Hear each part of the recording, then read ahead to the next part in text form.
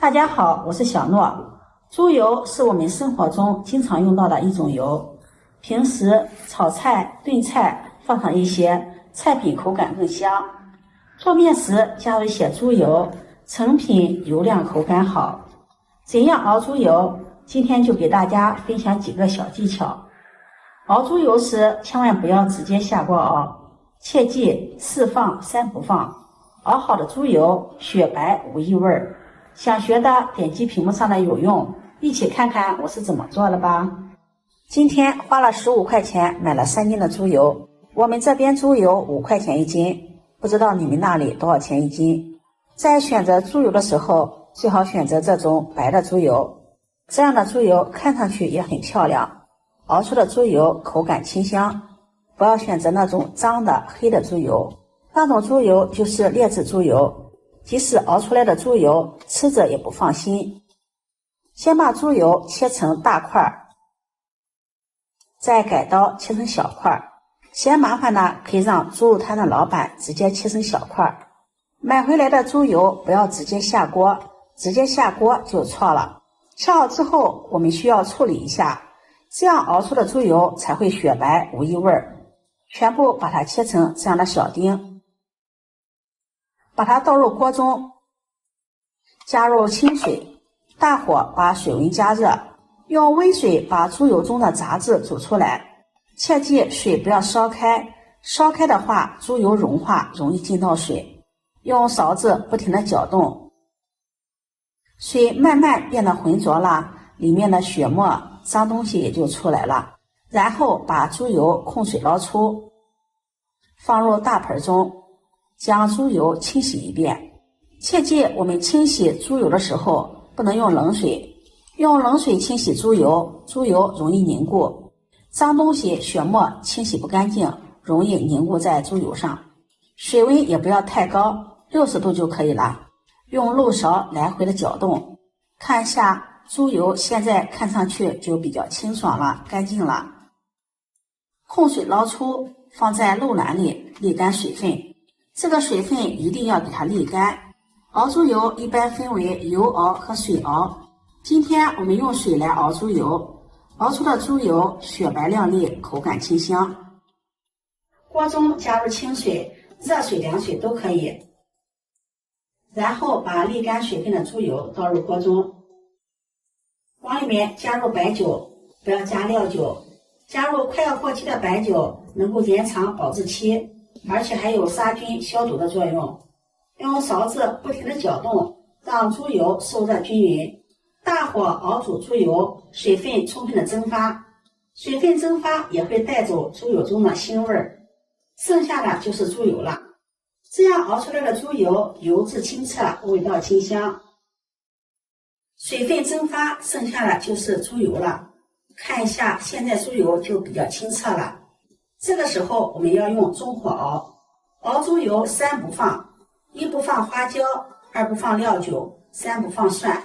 加入花椒容易炸糊、炸黑，熬出的豬油就不雪白了。料酒雖然有去腥的作用，可以去除腥味，但同時也會破壞豬油原本的味道。料酒是由酒精和多種香料制作而成，長時間熬制豬油時，香料的氣味會更加的濃郁，失去豬油原本的清香味。大蒜加熱之後呢，就會有一種怪味，影響口感。4放是什麼呢？1放蔥，2放薑，3放白芷。蔥薑白芷都有去腥增香的效果。4放八角，大家一定要牢記4放3不放。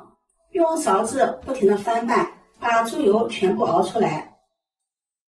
現在豬油慢慢的越來越多了，而且油質非常的清澈。一直熬至油渣微微發黃，再放入蔥段、薑片、白芷、八角。八角我們放2個就可以了。繼續用中火把香料炸香，讓香料的香味融入豬油中。